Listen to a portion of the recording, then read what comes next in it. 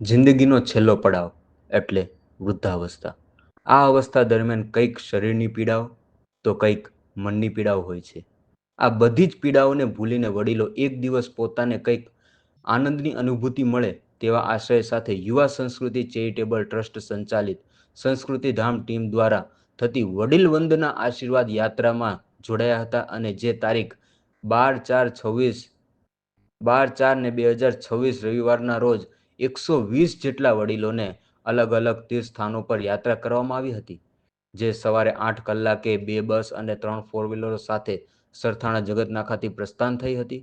સંસ્થાના પ્રમુખ અંકિતભાઈ બુટાણી, વિપુલ નસીદ, જિગ્નેશ બુટાણી, જયેશ ધામેલિયા, જયેશ સેજલિયા સહિતના મિત્રોના સથવારે યોજાયેલ આ આશીર્વાદ યાત્રા સવારે અલખધામ રામદેવજી મહારાજ મંદિર, સાકરી મંદિર, ગલતેશ્વર બાળ જ્યોતિર્લિંગ અને ગાય પગલા મંદિર દર્શન કરી નિર્માણ પામતા સંસ્કૃતિ ધામ પહોંચી હતી.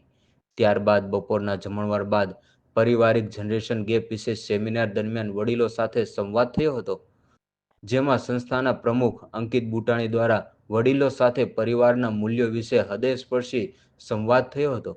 વધુમાં અંકિત બુટાણીએ વૃદ્ધાવસ્થા દરમિયાન પંચામૃત વિશે 5 વાતો કરવામાં આવી હતી, જેમાં ખાસ કાયમ હસતા રહો, આરોગ્ય પ્રત્યે સજાગ રહો, હંમેશા આશીર્વાદ આપતા રહો, બાળકો પ્રત્યે હંમેશા સહાનુભૂતિ દાખવો અને હંમેશા જતું કરવાની ટેવ રાખવી.